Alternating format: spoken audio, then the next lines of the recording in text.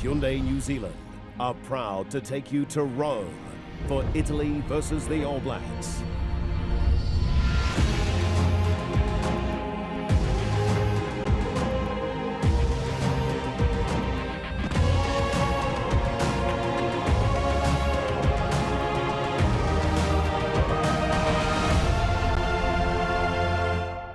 And now they prepare for the haka.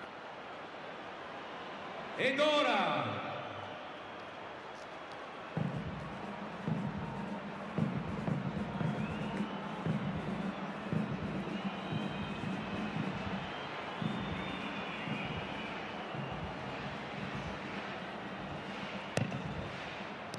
Ed ora, signore e signori, è giunto il momento di prestare attenzione e di rispettoso silenzio ascoltare e guardare la tradizionale danza Maori, la haka.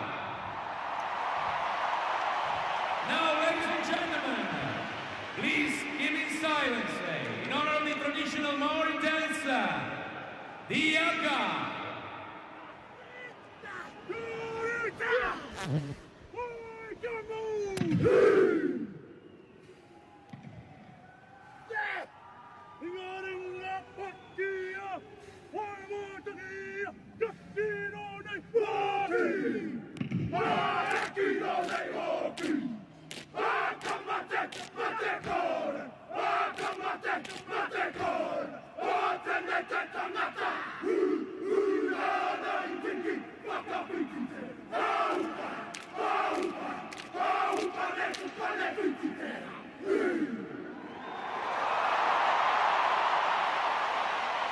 Kevin Nialamu leading the All Black haka.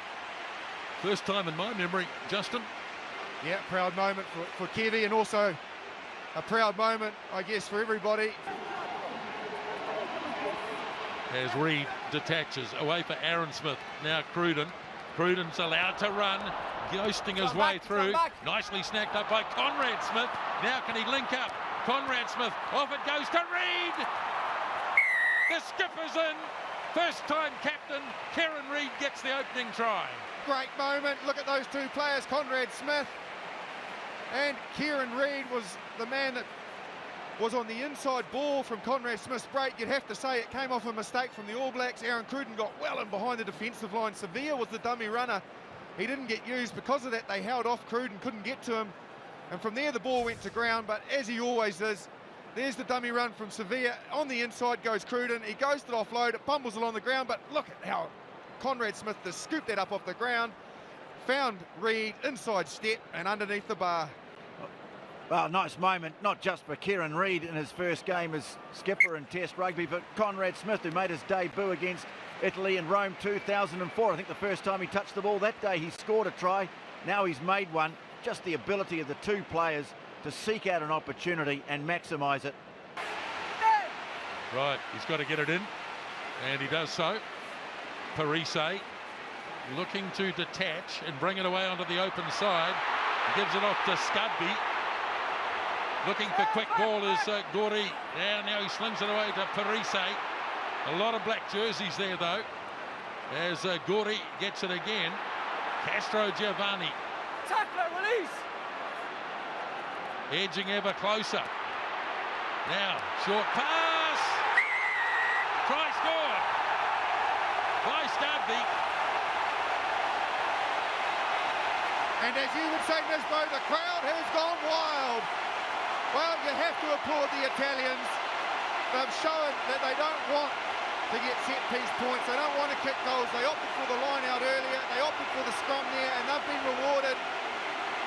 Scudby is the man who's gone over. Good attack. Parise prominent again. And again, I thought possibly Gordy had gone out the back and maybe just stifled their attack a little bit, but he's straightened and he's entitled to reach out and bangs it down. Italians are back in the game. That's a lovely touch there from Okera, the fly half. He just held off with the pass, just distracted the defenders and opened up the opportunity for Scarby. What a great moment for the man from the famous Benetton Treviso club, the powerhouse of Italian rugby. Yes, he'll remember it for a long time. It's his 22nd cap, but it is his first test try. Alberto Scarbi. Now Luciano Okera.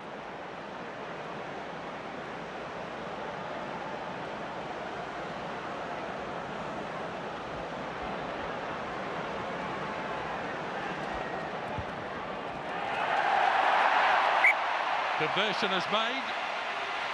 13 points to 7, the All Blacks lead. Oh, it's very good from Italy, and they'll be pleased now to be on the board with 7.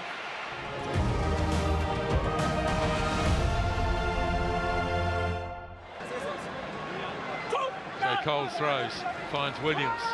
Quickly to Aaron Smith. Now Cruden to Conrad Smith. And the All Blacks work a great move, and Nonu is in. Beautifully worked.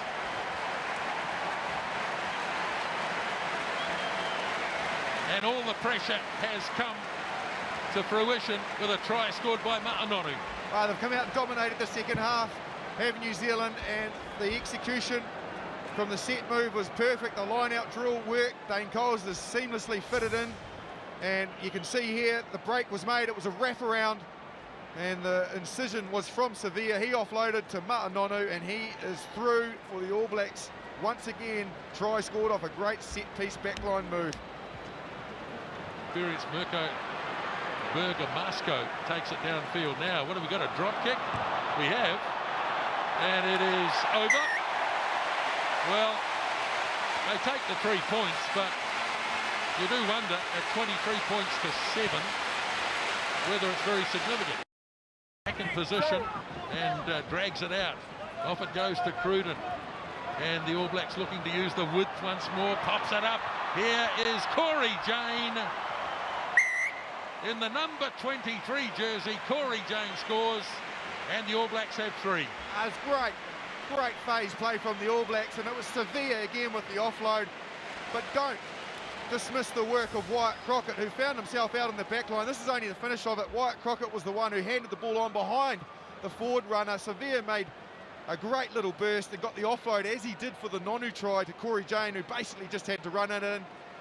But prior to that, it was great work from Wyatt Crockett just to keep the flow of the movement going. Well, Julian Savea, playing his 7th test, he scored 8 tries, used to scoring them, but today he's been provider. And those were the skills that I think he really developed. I mean, he probably already had them, but he developed them really well when he was playing 7s under Gordon Titchens. Now Kerbarlow again. Sends it wide for Cruden. He pops the pass to Ma'anonu. Here's a chance for Savea. Low and hard, Julian Savea scores another one. As you would have heard there from Alan Roland, he was just asking any reason he can't award it. Sevilla went in low and he got hit. He got hit hard. It looked like maybe the ball got jolted, but I think that was after the grounding. Sevilla had already got it down as he got jolted. There's the pass. This won't really show us. No, no problem. It does come free, as you see, but after the try had been scored. Well, he's a try-scoring machine, isn't he? That's his 9th try now in just his 7th test match. Yeah. But as you say, the pleasing thing today, Justin, as the try is awarded. So he's, yeah.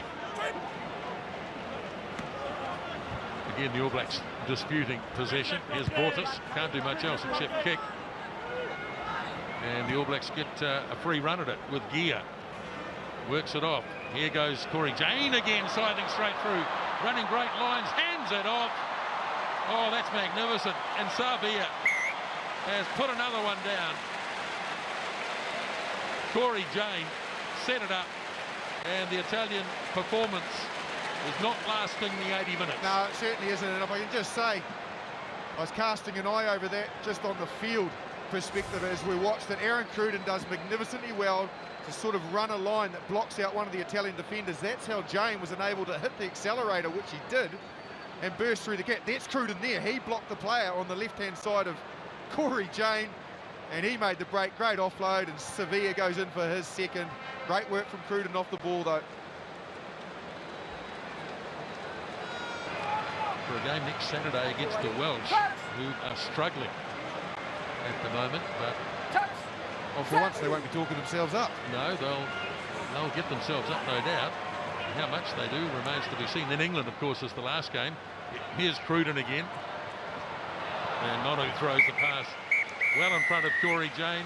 Final whistle blows from Alain Roland, and the All Blacks in the finish have been most convincing.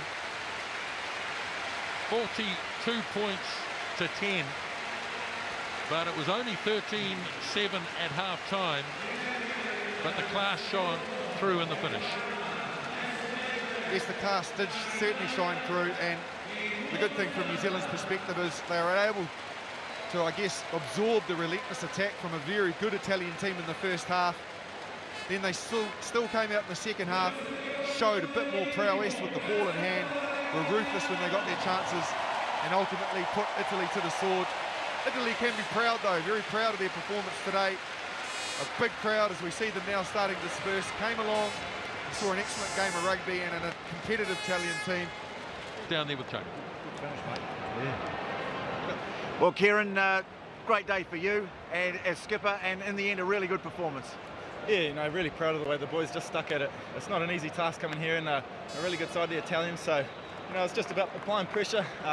I guess our fitness and a bit of skill kind of told at the end, which was great. Well, they really took it to you. They've a far more positive approach from Italy than we saw maybe the last time the All Blacks played them in Italy. Yeah, certainly. It's a credit to the way they've, I guess, come on in the last few years. Really was a hard game out there, and you know, our boys just stuck at it, and sometimes it takes, you know, 70, 80 minutes to get the result, and finally broke them down, which was nice. You'll be pleased with the set piece after what happened last time. Scrum really good. Tony Woodcock stood up and really made a difference. Yeah, it was certainly great to be at the back of the scrum and going forward, and our lineup was outstanding. So I guess we maybe slipped off a little bit at the end in our scrum, but you know, it was a pleasing effort. And you've got so much talent in that back line. We got Julian Savia laying them on, scoring them. I mean, it's yeah, it's a potent weapon. Oh, it's great to watch. You know, if you can give them some good ball and on the front foot, you know, those guys are outstanding. So our point of view, it's awesome to have them, and I guess competition to see who's going to go on next week. 100% record as captain. Yeah, I'll take that. Okay, thanks, Kieran. Cheers, mate.